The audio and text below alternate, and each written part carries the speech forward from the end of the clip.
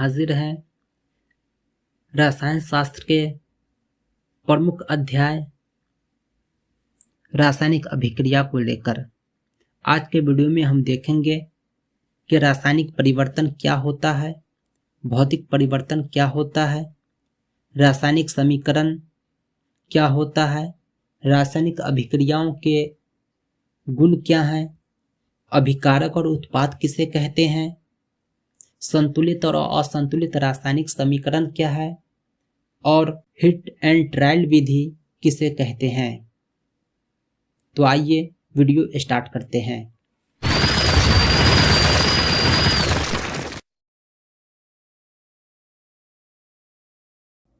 सबसे पहले हम जानेंगे कि रासायनिक अभिक्रिया केमिकल रिएक्शन किसे कहते हैं। रासायनिक अभिक्रिया का तात्पर्य है रासायनिक परिवर्तन का होना। हमारे दैनिक जीवन में कुछ ऐसी भी घटनाएं होती है जिसमें प्रारंभिक वस्तु की प्रकृति तथा पहचान कुछ न कुछ बदल जाती है। आइए देखते हैं वो घटनाएं कौन कौन सी है। भोजन का पकाया जाना। खाना बनता है तो ये भी एक परिवर्तन है। चावल किस तरह से भात बन जाता है, आटा किस तरह से रोटी बन जाता है, ये एक परिवर्तन है। वस्तु की प्रकृति, उसकी स्थिति, उसकी पहचान, उसका शेप, सब कुछ बदल जाता है। हमारे शरीर में भोजन का पचना, ये भी एक परिवर्तन है। हम जो सांस लेते हैं ये भी एक परिवर्तन है। इसी प्रकार दूध से दही का बनना, लोहे में जंग लगना, पानी का बर्फ बनना, तार से तार की जाली का बनना, ये सभी एक परिवर्तन है जो हमारे दैनिक जीवन में होती रहती है।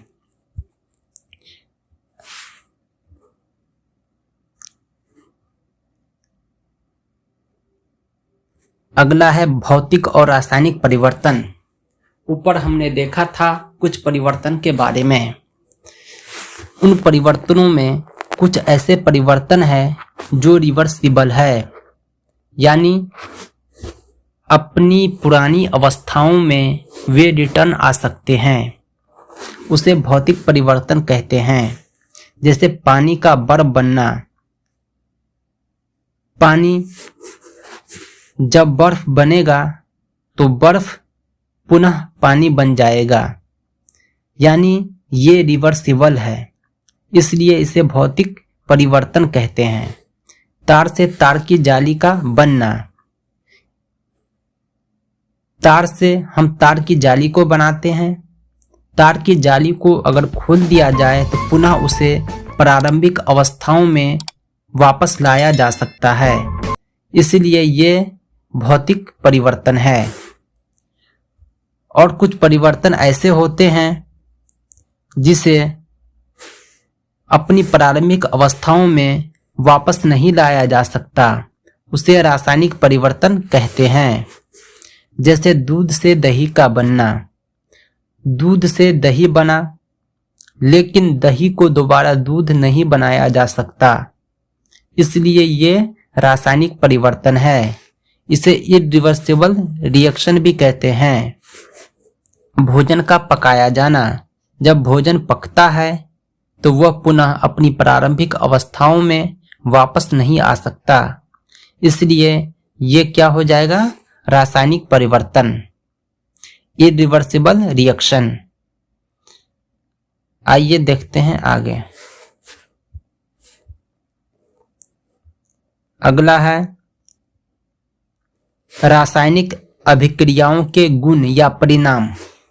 कोई भी जो रासायनिक अभिक्रिया होती है, दूध से दही बनता है, भोजन पकता है, हम सांस लेते हैं, इन सभी के कुछ न कुछ परिणाम भी होते हैं, कुछ गुण होते हैं। वो गुण हो सकता है अवस्था में परिवर्तन, उसका शेप चेंज हो जाएगा। चावल भात बनेगा तो उसका अवस्था बदल जाएगा। रंग में परिवर्तन, उसका रंग भी बदल सकता है।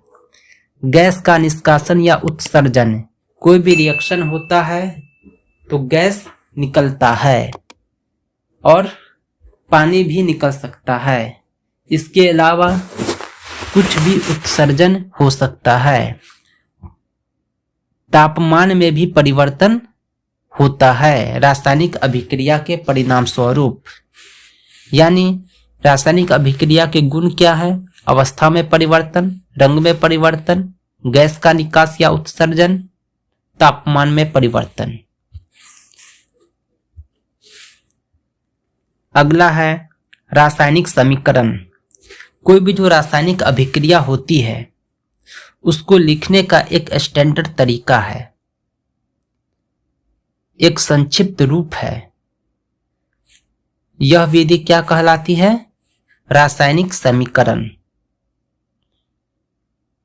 As for example, magnesium oxygen से अभिक्रिया किया, रिएक्ट किया और मैग्नीशियम ऑक्साइड बनाया। ये जो लिखने की विधि है, तरीका है, यह क्या कहलाया? रासायनिक समीकरण। आइए आगे देखते हैं।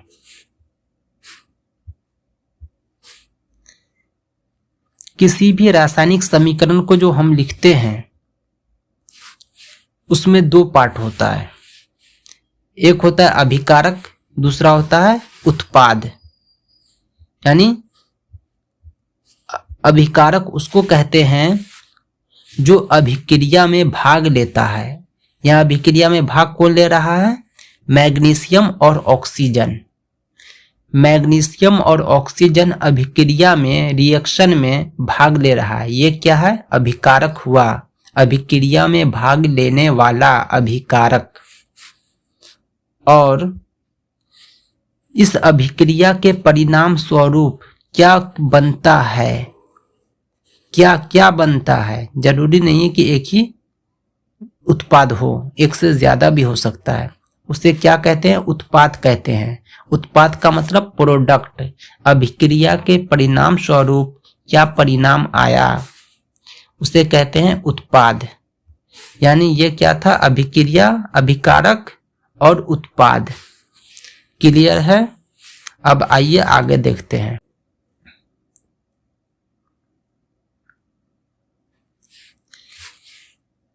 समीकरण जो लिखा गया उसमें अभिकारक और उत्पाद को,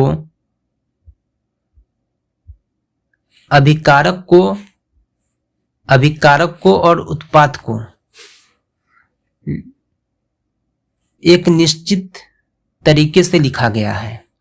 अभिकारक को लिखा गया है बाईं ओर, लेफ्ट हैंड साइड। अभिकारक को लिखा गया है बाईं ओर, लेफ्ट हैंड साइड। और जितने भी अभिकारक है उसके बीच में प्लस का सिंबल है। यानी अभिकारक को लिखना है लेफ्ट साइड में बाईं ओर और दो अभिकारक के बीच में प्लस का सिंबल होना चाहिए। और उत्पाद को किधर लिखते हैं?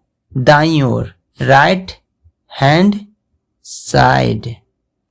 और इसके भी दो उत्पाद के बीच में प्लस का सिंबल आएगा। अगर उत्पाद एक है, एक से ज्यादा नहीं है तो कोई बात नहीं है। ठीक है, आइए आगे देखते हैं। अभिकारक और उत्पाद। अब अगला है संतुलित और असंतुलित रासायनिक समीकरण। जब हम किसी भी रिएक्शन को समीकरण में लिखते हैं, शब्द समीकरण में लिखते हैं, तो ये देखा यह जाता है कि यह संतुलित है या असंतुलित। इसकी पहचान का तरीका है शब्दों की जगह रासायनिक सूत्रों का उपयोग करके रासायनिक समीकरण को अधिक उपयोगी, संक्षिप्त बनाया जा सकता है। प्रत्येक रासायनिक समीकरण किसी अभिक्रिया को दर्शाता है। यानी जितना भी रासायनिक समीकरण है वह किसी न किसी अभिक्रिया को दिखा रहा है।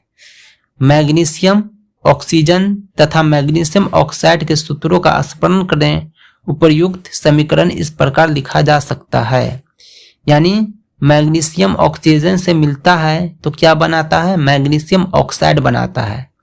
उसको अगर उसके सूत्र में लिख दिया जाए, तो ये क्या हो जाएगा, समीकरण हो जाएगा। ये एक समीकरण हो जाएगा।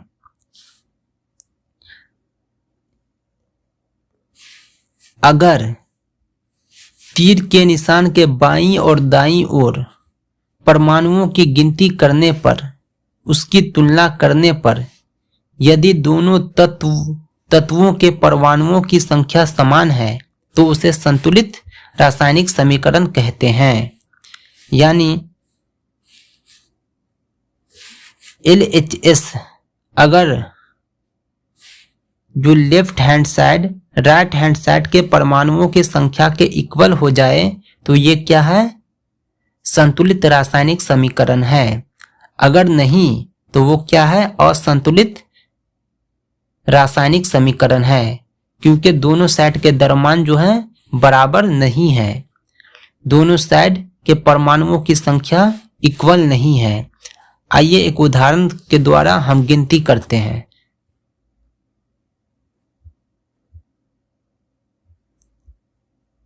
Zn जोड़ H2SO4 क्या बनता है, ZnSO4 जोड़ H2। इसमें सबसे पहले देखते हैं कि कौन कौन से तत्व हैं। सबसे पहला तत्व है Zn यानी जिंक, जस्ता। एक टेबल बना के हमने लिख लिया क्या क्या तत्व है, जिंक है, हाइड्रोजन है, सल्फर है, ऑक्सीजन है। LHS यानी एरो के लेफ्ट साइड में अभिकारक में जिंक कितना है, 1 है, हाइड्रोजन कितना है, 2 है, सल्फर कितना है, 1 है, ऑक्सीजन कितना है, 4 है। टेबल में हमने लिख लिया। अब राइट हैंड साइड में देखते हैं, जिंक कितना है, 1 है, सल्फर कितना है, 1 है, ऑक्सीजन कितना है, 4 है, हाइड्रोजन कितना है, 2 है। टेबल में हमने लिख लिया।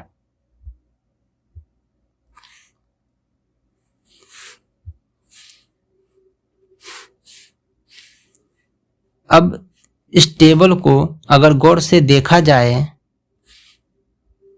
तो पता ये चलेगा कि ये परमाणुओं की संख्या इधर के परमाणुओं की संख्या के इक्वल है, यानी LHS इक्वल है RHS के। इसलिए ये क्या है, एक संतुलित रासायनिक समीकरण है। Zn जोड़ H2SO4 इक्वल्स ZnSO4 जोड़ H2, ये क्या है, एक संतुलित रासायनिक समीकरण है।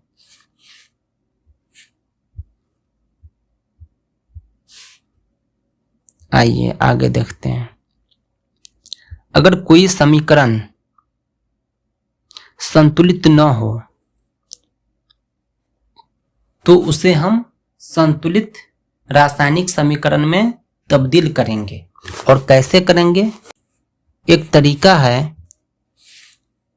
किसी भी समीकरण को संतुलित करने का। वो तरीका क्या है, हिट एंड ट्रायल विधि है। हिट एंड ट्रायल विधि है। देखते हैं ये क्या है।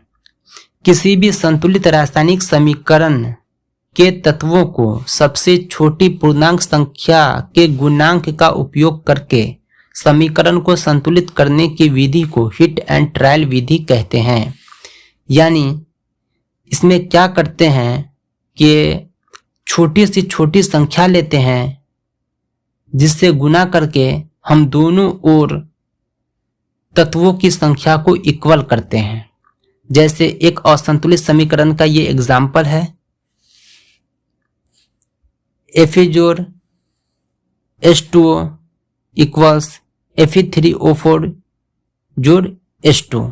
इधर क्या है, Fe 1 है, इधर Fe 3 है, इधर हाइड्रोजन 2 है, इधर हाइड्रोजन 2 है, यानी हाइड्रोजन इक्वल है।